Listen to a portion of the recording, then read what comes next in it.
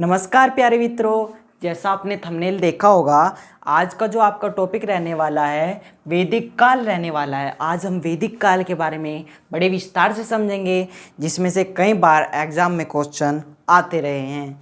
तो आइए शुरू करते हैं इस वीडियो को। और देखिए, सबसे पहले वैदिक काल में हम समझते हैं कि वैदिक काल में सबसे पहले कौन आए थे, किन को इनको निर्माता कहा गया है। तो जैसे कि आपको बार बार पुस्तकों में पढ़ाया जाता है कि आर्य वैदिक काल के निर्माता थे तथा आर्य सबसे पहले भारत में आए थे। फिर आपको ये बताया जाता है वैदिक काल में कि आर्य जब भारत आए थे तो उनकी संस्कृति क्या थी। आर्य जब भारत में आए थे तो उनकी संस्कृति, जो आर्य को बोला गया था, श्रेष्ठ बोला गया था, क्योंकि ये श्रेष्ठ कुल के थे और इनको लिपि पढ़नी नहीं आती थी। आप लोग इतना समझ चुके होंगे। फिर नंबर 2 बात आती है कि वैदिक संस्कृति भी आप वैदिक काल में देखते हैं। वैदिक संस्कृति में इनको क्या होता था, वैदिक संस्कृति का जो तात्पर्य है वो वेदों से है, और वेद का शाब्दिक अर्थ आपको अगर मैं बताऊं तो ज्ञान होता है, क्योंकि कोई भी वेद हो वो आपको ज्ञान ही देता है। अगर मैं बात करूं कि वेदों को संस्कृत की भाषा में या इसके शाब्दिक अर्थ में क्या कहा गया है, तो वेद को जो वेद को मतलब जो सिखाते थे, वेदों को सिखाने वालों को क्या कहा गया है, तो अपुरुषोच्य उनको कहा गया है। अपुरुषोच्य कौन होते थे, तो वो ऋषि मुनि होते थे जो शिष्य को मंत्रों का उच्चारण सिखाते थे। आशा करता हूँ आप सभी इतना समझ चुके होंगे। आइए आगे भी मैं आपको और समझाता हूँ।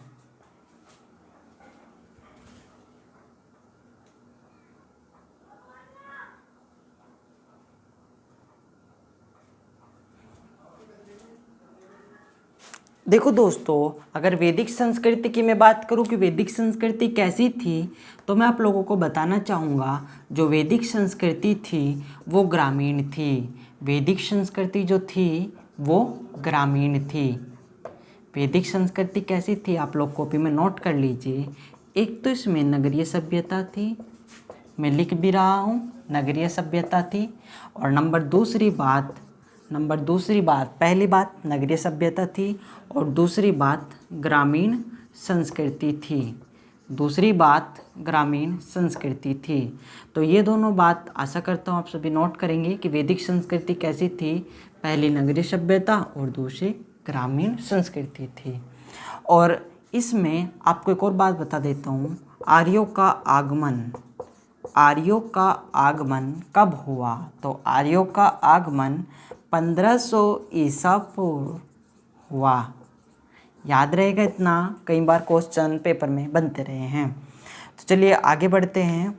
और देखो, एक और बात बताना चाहूँगा, इनके आगमन के क्रम में कई विद्वानों में मतभेद भी रहा है और कई अभिलेखों में भी मतभेद रहा है, क्योंकि इनकी सही तिथि का निर्धारण अभी तक नहीं हो पाया है। कोई विद्वान इनको 1200 ई में कहता है, कोई 1300 ई में कहता है। चलिए फिर आगे बढ़ते हैं।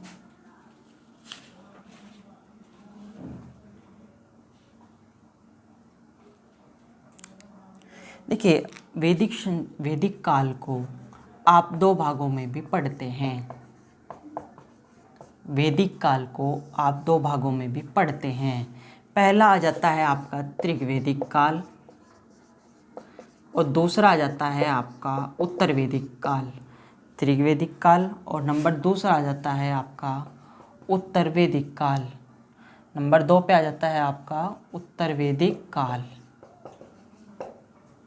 पहला आपका त्रिवैदिक काल और दूसरा आपका उत्तर वैदिक काल। पहला आपका त्रिवैदिक काल और दूसरा आपका उत्तर वैदिक काल। ठीक है। त्रिवैदिक काल का जो सन माना जाता है 1500 ईसा पूर्व से आपका 1000 ईसा पूर्व माना जाता है। 1000 ईसा पूर्व माना जाता है। ठीक है। 1500 ईसा पूर्व से 1000 ईसा पूर्व माना जाता है, जबकि उत्तर वैदिक काल का जो टाइम टेबल है 1000 ईसा पूर्व से 1000 ईसा पूर्व से 600 ईसा पूर्व माना जाता है। अगर मैं बात करूँ त्रिगवेदिक काल की, तो त्रिगवेदिक काल में सबसे पहले मैं आपको इसकी सभ्यता की अगर बताने की बात करूँ तो इसकी जो सभ्यता थी त्रिगवेदिक काल की, वो ग्रामीण सभ्यता थी। कैसी सभ्यता थी? ग्रामीण सभ्यता थी। कई बार एग्जाम में पूछा जाता रहा है कि त्रिगवेदिक काल की सभ्यता कैसी थी, तो इसकी जो सभ्यता थी दोस्तों वो ग्रामीण सभ्यता थी। कैसी सभ्यता थी? ग्रामीण सभ्यता थी। कैसी सभ्यता थी इसकी? ग्रामीण सभ्यता थी। राइट, चलिए आगे बढ़ते हैं। हम बात कर रहे हैं अब त्रिगवेदिक काल की। त्रिगवेदिक काल में जहाँ से क्वेश्चन बन जाते हैं मैं आपको वो पढ़ाने वाला हूँ। देखिए त्रिगवेदिक काल में आपको क्या ये पॉइंट पता था कि त्रिगवेदिक काल की प्रवृत्ति कैसी रही है?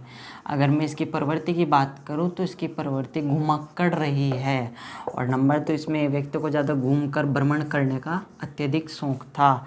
और अगर मैं इसकी संस्कृति की बात करूँ दोस्तों तो इसकी संस्कृति जो रही है वो ग्रामीण रही है। कौन सी रही है? ग्रामीण संस्कृति इसकी रही है।